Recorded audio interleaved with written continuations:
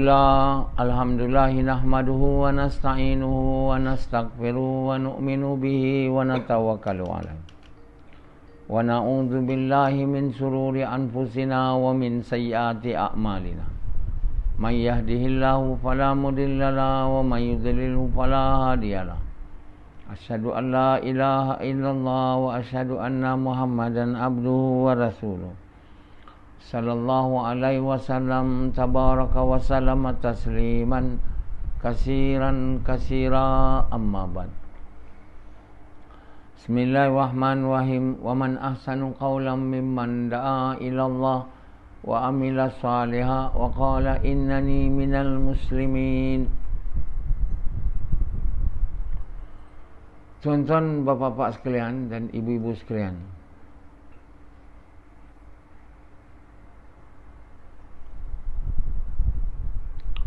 Allah Subhanahu Wa Taala memberi iman dan ataupun memberi hidayah. Tak ada siapa boleh beri iman, beri hidayah melainkan Allah. Allah bukan bagi iman saja, semua. Kalau Allah beritahu, wahai Muhammad, kamu tak boleh tukar satu orang yang tak dapat hidayat dapat hidayat. Kau tak boleh buat satu orang yang tak faham agama pada faham, kau tak boleh buat. Kau tak boleh sesatkan juga orang yang Allah bagi hidayat. Maknanya Nabi tu tak boleh buat apa. Allah bagi tahu Nabi tak boleh buat apa, takkan pula kita boleh buat pula. Bukan saja Nabi tak boleh buat apa, semua orang tak boleh buat apa. Tak ada siapa boleh bagi petunjuk pada siapa yang Allah sesatkan. Tak ada siapa boleh sesatkan orang yang Allah bagi petunjuk. Jadi kalau orang tu dah disesatkan oleh Allah, wahai Muhammad, kau tak boleh buat apa. Nak bagi dia jalan lurus, kau tak boleh buat dia dengar kamu. Kamu tak boleh buat, kau tak boleh buat dia ikut kamu, tak boleh. Kamu sabar dia atas tomahan cakap orang yang tak beriman. Kau tak boleh buat apa. Jadi Allah SWT membuat untuk setiap Nabi ada musuh di kalangan manusia untuk menduga Nabi-Nabi, supaya mereka boleh buat baik pada musuh dia. Bila mereka dapat buat ni, mereka berjaya. Bila mereka berjaya, maknanya mereka dapat sabar. Allah duga Nabi-Nabi Rasul dengan manusia jahat ni untuk bagi Nabi-Nabi Rasul sabar. Sebab itu Allah bagi tahu baik dan buruk tak sama. Cara nak mencegah buruk ni satu, balas baik. Buruk balas dengan baik, sehingga musuh jadi teman. Allah tak ada bagi cara lain yang saya boleh ingat lah. Tak ada. Cara untuk menyerang musuh ni dan melawan dia ialah buat baik kepada musuh.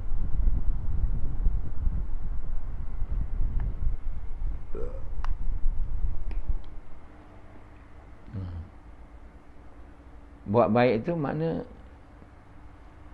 buat baik lah. Paling minimum doa untuk dia dapat hidayah. Jangan ada niat nak buat buruk pada dia. Baik je. Nescaya balas buruk dengan baik, kita dapat sabar. Allah beritahu tak ada siapa yang dapat sabar ni melainkan mereka yang mendapat keberuntungan yang besar. Buruk dan baik tak sama. Macam mana malam dan siang, tak sama. Orang benar dengan orang yang buruk tak sama.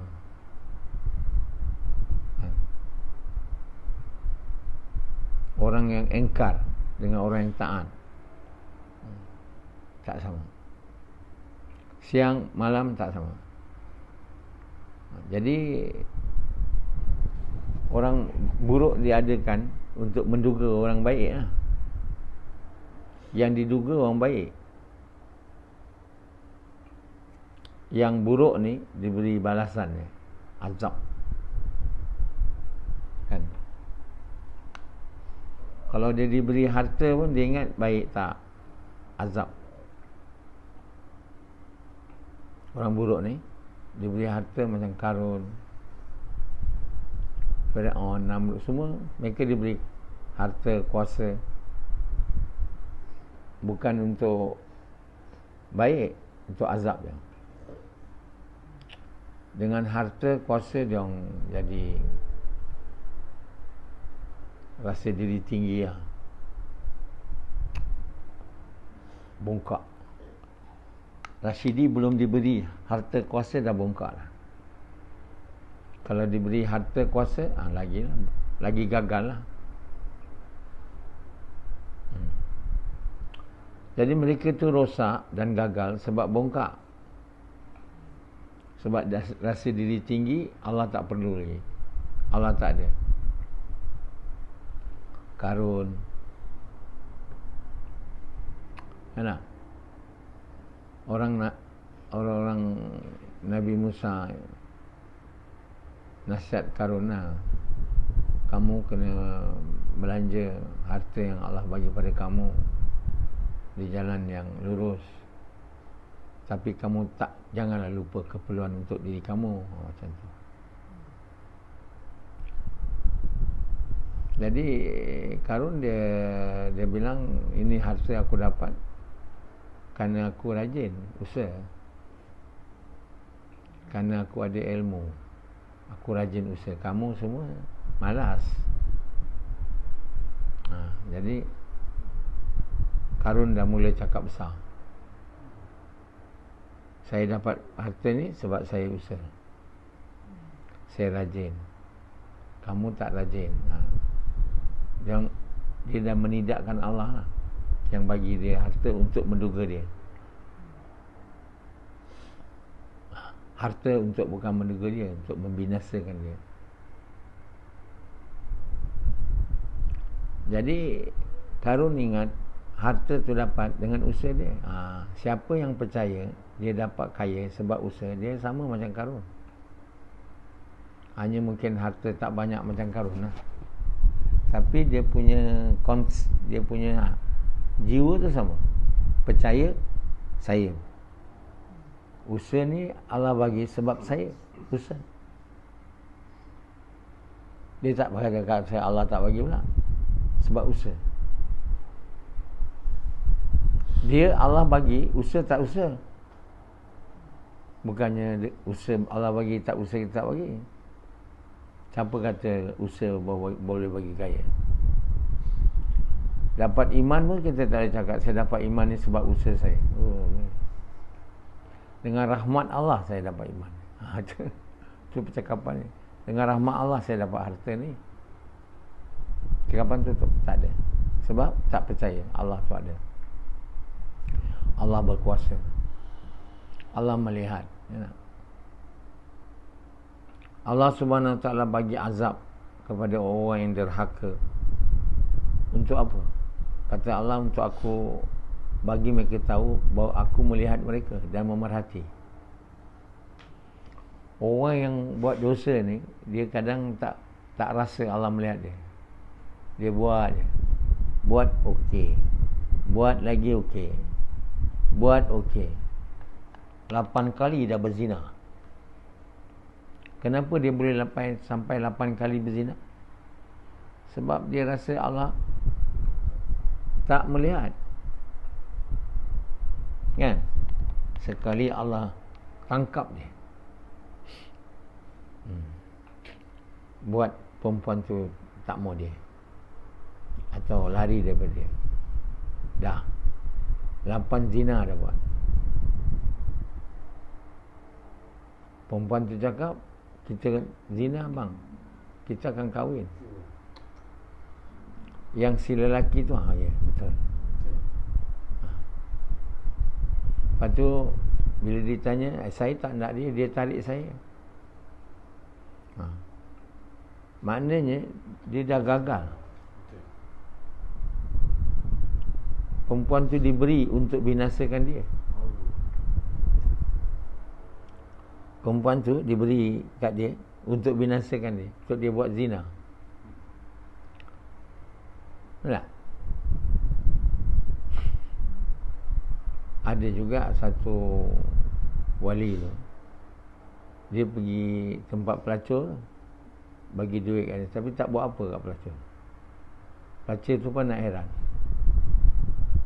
bagi lagi duit. Orang pun sangka buruk kat dia. Tapi dengan dia, pelacur jadi betul. Tak tahulah wali mana tu, tak tahu. Tapi si kuali, dia bagi perempuan, berbeza dengan wali. Wali kekasih Allah. Bukan semua yang Allah bagi perempuan buruk, cantik, buruk kan. Sama satu untuk bagi kebaikan saja. Perempuan tu dapat hidayah. Dia heran tengok, bagi duit apa semua, tak buat apa kat dia. Orang tu dakwah dia. Tak? Dia pun insaf, Allah bagi hidayah tu. Tapi diberi untuk kebaikan wali tu. Tak? Tapi yang satu lagi diberi untuk hancur si kuali tu, yang menyangka wali, yang menyangka diri dia wali, rupanya kuali. Diberi perempuan, bukan perempuan tu dapat hidayat, dia jadi musnah dengan perempuan tu. Jadi apa Allah bagi pada kita, tak semestinya datangkan baik pada kita. Nah, ada yang diberi untuk datangkan buruk. Orang yang diberi harta, kuasa, bukan semua baik, bukan semuanya untuk baik tu. Nah, diberi kuasa untuk hina dia,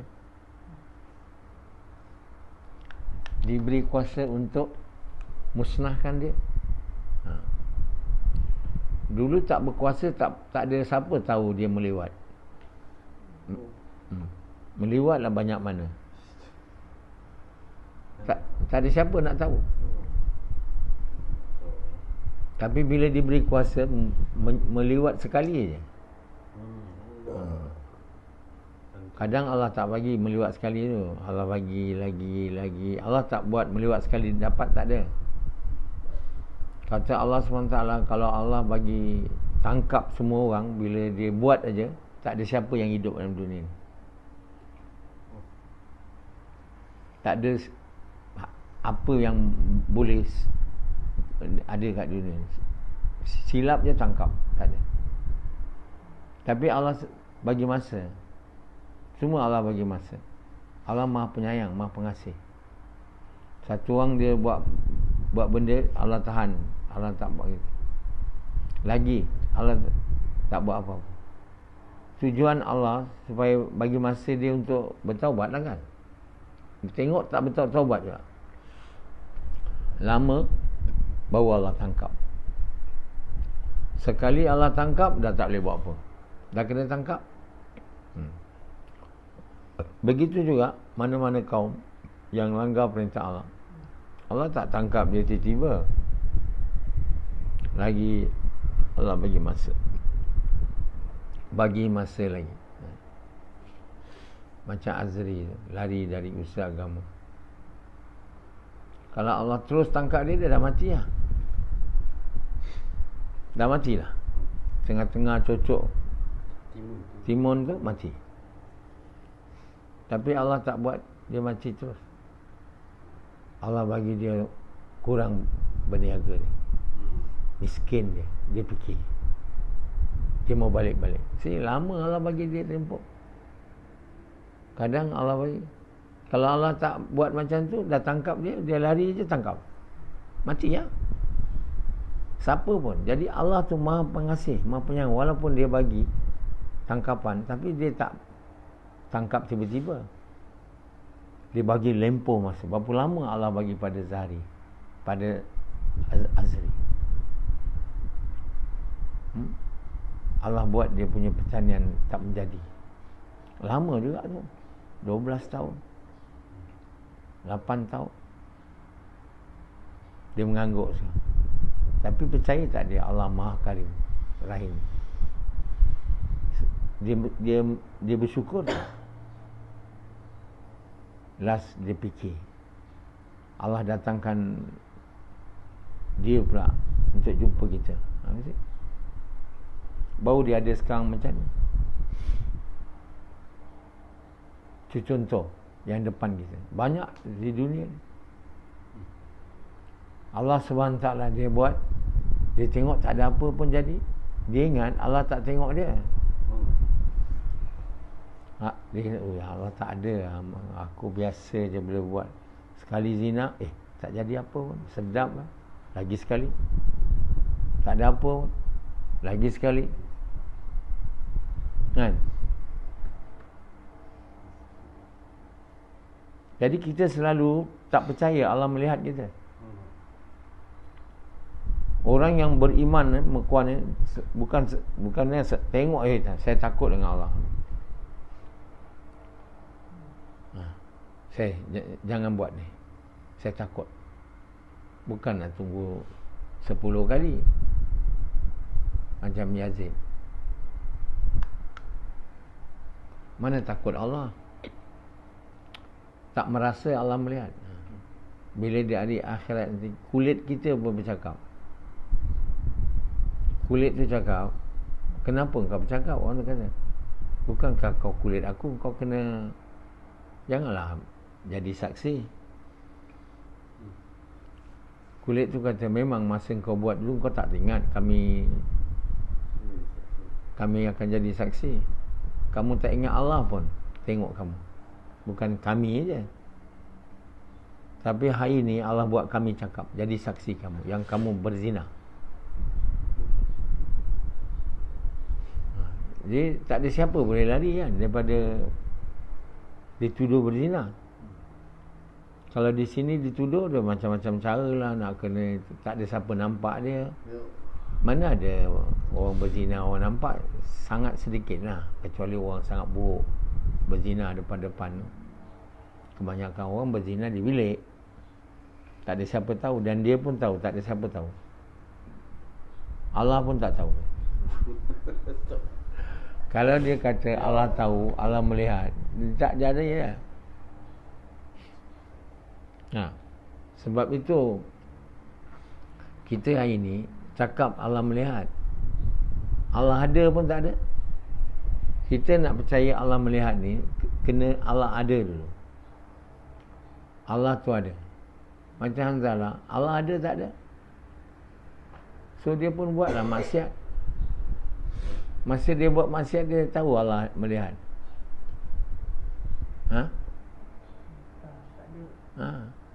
Bukan tak ada, memang tak ada. Kalau kita tak percaya Allah melihat, mana kita tak percaya Allah ada. Bila Allah ada, baru melihat datang, Allah mendengar datang. Yang sifat 20, yang nombor 1 tu Allah ada. Satu Cina baru masuk Islam, dia cakap, orang Melayu ni dia percaya Allah ada, tapi perbuatan dia macam Allah tak ada. Lama dulu bagi tu. Masa saya tabligh lah, saya dengar dia bayan. Cina tu baru masuk Islam, dia tengok kelakuan orang Islam kan, dia cakap macam lah, walaupun mereka percaya sifat 20 Allah ada, kelakuan dia macam Allah tak ada. Itu je lah dia dapat bagi tahu, bahawa kita hari ni, kelakuan kita ni macam Allah tak ada. Memang pun betul. Sebab kita tak percaya Allah tu ada dalam hati. Kita kata tiada Tuhan melainkan Allah, Muhammad tu pesuruh Allah, dalam mulut aja. Macam Sufyan, dalam mulut aja, percakapan. Sebab itu Allah SWT tak jadikan asbab kita cakap aja, kita boleh selamat dari azab api neraka? Tak boleh. Kalau dia dah masuk dalam hati kita, kita dah percaya, tak boleh percaya sikit. Kena ke tahap yang boleh amal kita tukar. Amal kita tukar jadi baik. Manusia tu berbuat mengikut apa dia percaya. Selagi percaya dia tak tukar, amal dia tak ubah. Macam Rasidi, percaya dia tak tukar, tiada Tuhan melainkan Allah, masih dia buat tabligh, maka action dia tak tukar. Manusia nak berubah, mau tukar apa yang dia percaya. Dari percaya Allah tak ada kepada Allah ada. Percaya, bukan tahu. Tahu semua dah ada, percaya tu tak ada. Percaya inilah yang susah nak dapat, melainkan kita tunaikan hak mengucap dengan ikhlas untuk sukakan Allah dengan cara Nabi. Kalau kita tak tunaikan hak itu, Allah bagi tahu ditawarkan kalimah hak ni kepada langit, kepada gunung, dia tak nak. Semua makhluk lain Allah ditawarkan kalimah ni dengan, tentulah bila menerimanya kena tunaikan haknya. Tak ada tak, sebab dia orang kata kami tak mampu. Manusia dia ada kemampuan, dia terima. Bila dia terima kalimah ni, dia kena tunaikan haknya. Tidak, tak boleh. Kalau terima macam tu tak boleh. Kena tunaikan hak dia. Yang hak ni lah semua tak tunaikan.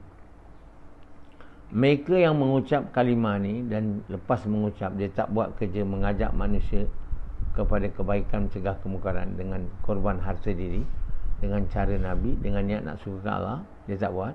Dia tak tunaikan hak kalimah ni. Apabila dia tak tunaikan hak kalimah ni, maka dia akan diseksa lah. Sebab janjinya bila terima kalimah ni, tunai hak dia, janji dengan Allah. Kita tunai kalimah ni tak janji, tak tunaikan hak kalimah, tak mau buat kerja dakwah, tak mau buat kerja mengajak manusia kepada Allah, tak mau buat kerja mengajak manusia kebaikan dengan korban harta diri kita. Yang kita tak nak tu, kerana kerja ni perlu kita korban harta diri, masa. Jadi yang bila cinta dunia datang, harta tak adalah nak dikorbankan, nak disimpan. Masa tak nak digunakan untuk kerja dakwah, untuk cari duit. Jadi satu orang yang cinta dunia macam Sufyan, dia tak nak bagi masa. Apa pun tak nak. Kenapa dia tak nak bagi masa untuk buat kerja dakwah ni? Sebab dia nak guna masa untuk cari duit. Tak? Dia guna masa untuk cari duit. Siapa bagi dia masa? Allah. Sufyan? Siapa bagi duit? Dua-dua Allah. Apa pasal kau tak nak bagi masa, nanti tak dapat duit? Kau tak nak bagi masa untuk sukakan Allah, tapi kau nak duit. Macam semua orang lah, dia nak duit, sebab itu dia bagi masa untuk dapat duit.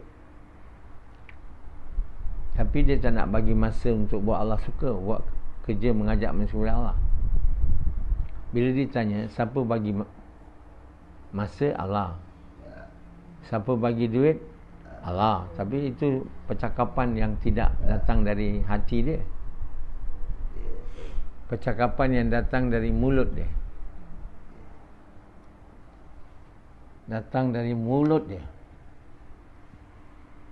Jadi kalau kita tidak buat usaha menunaikan hak kalimah ni, dia tak masuk dalam hati kita, dia tak jadi apa yang kita percaya.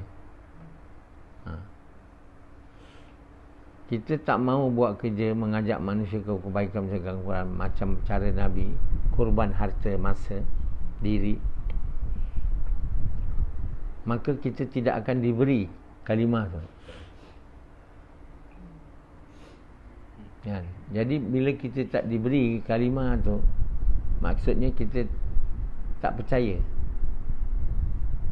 Jadi bagaimana amalan kita boleh berubah menjadi amalan taat perintah Allah? Tak boleh lah.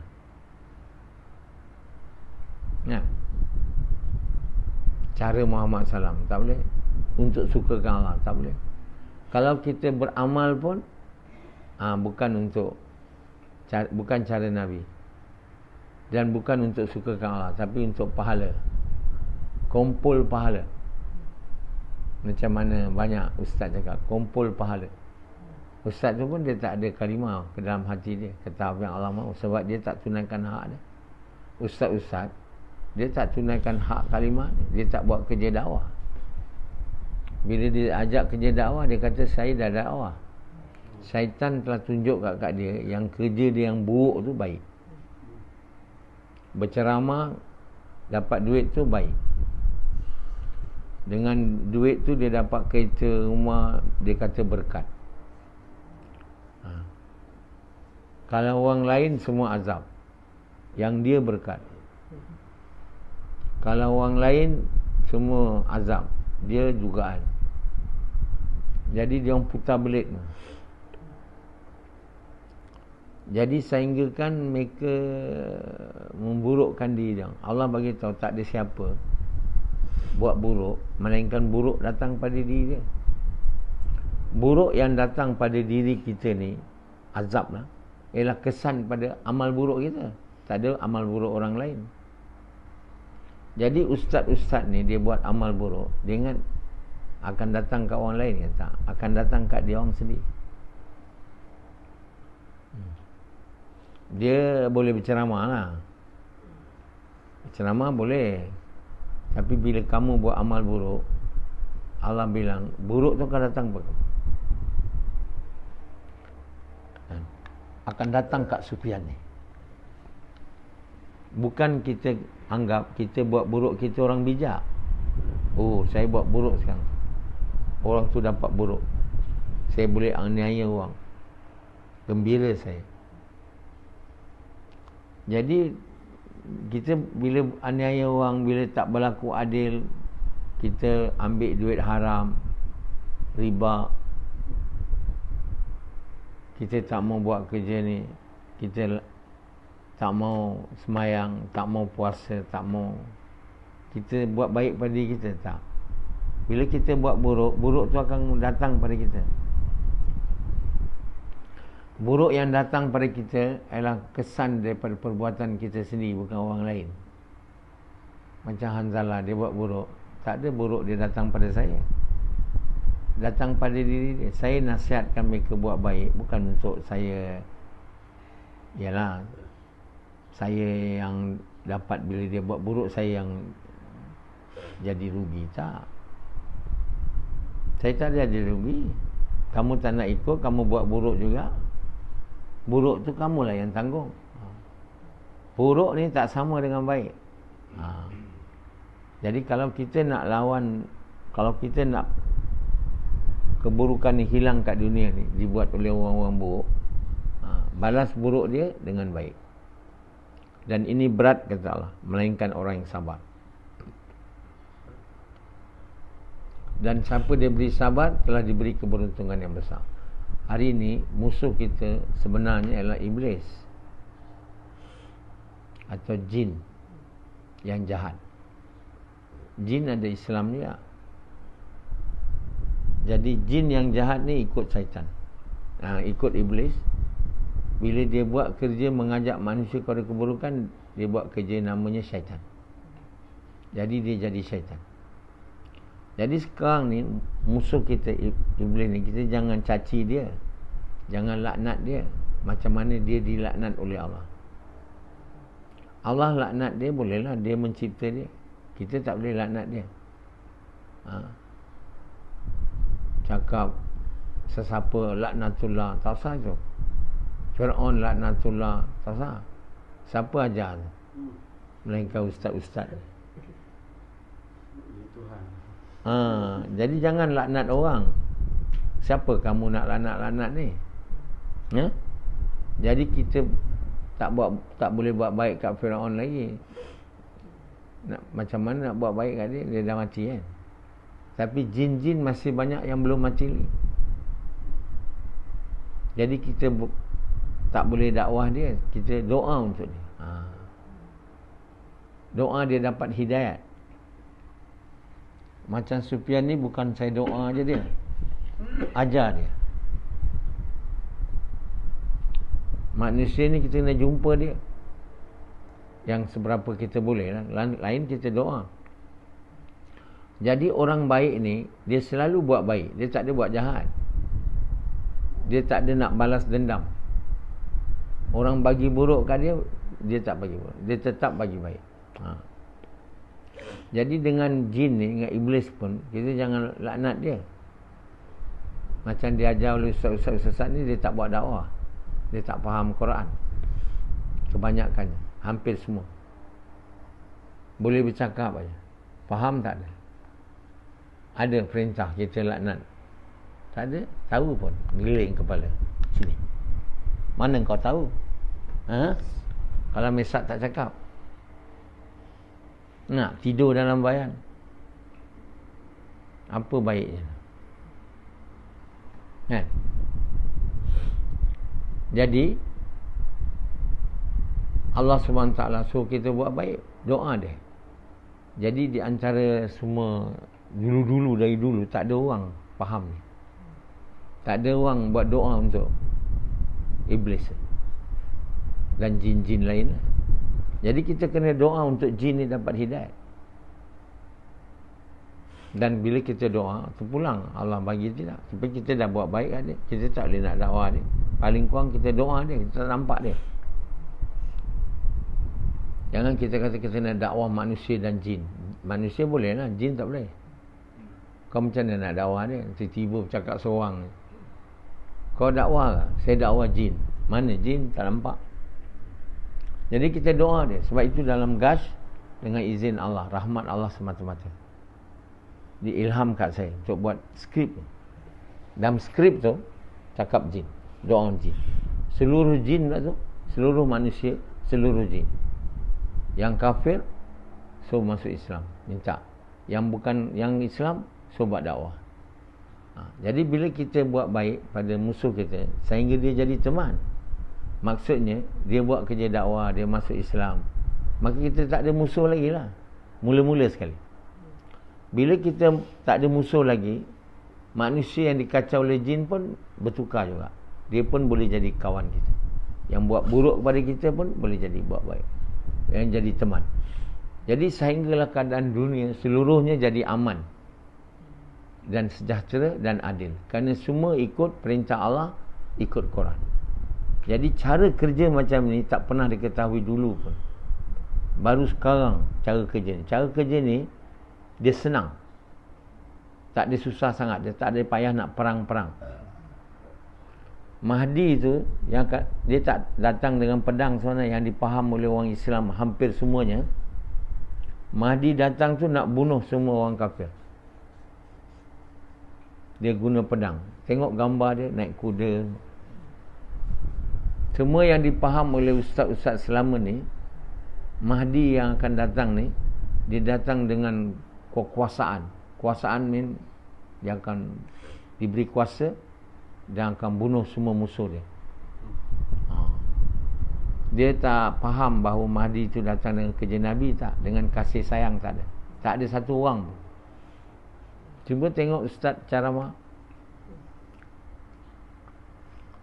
Dia akan mewujudkan keadilan, makna semua manusia terima Islam dipaksa. Pedang. Siapa yang nak jadi pengikut Mahdi, dia sekarang bersedia.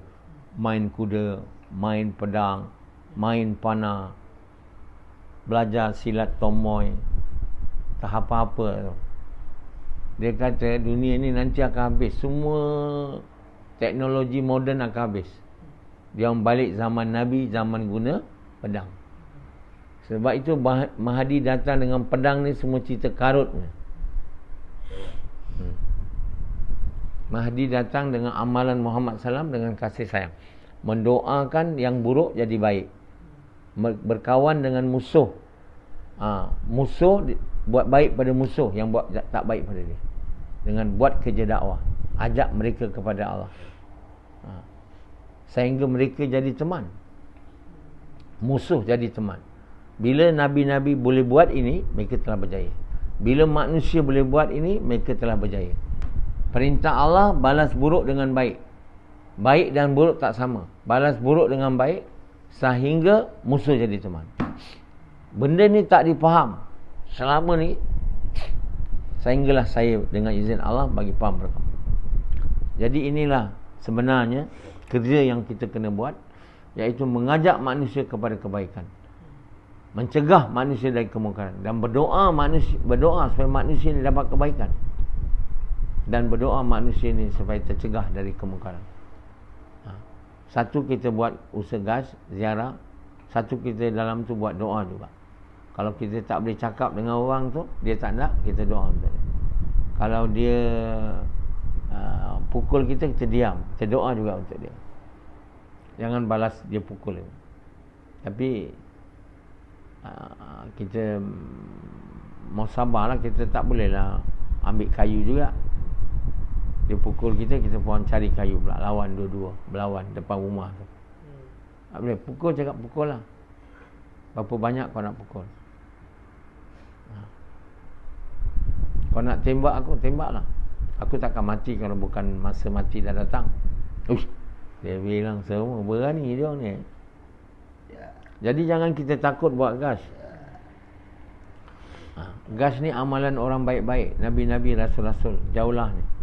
Kita kena jumpa setiap orang yang baik atau buruk, yang Islam atau tak Islam. Inilah kerja Nabi, inilah kerja Mahdi.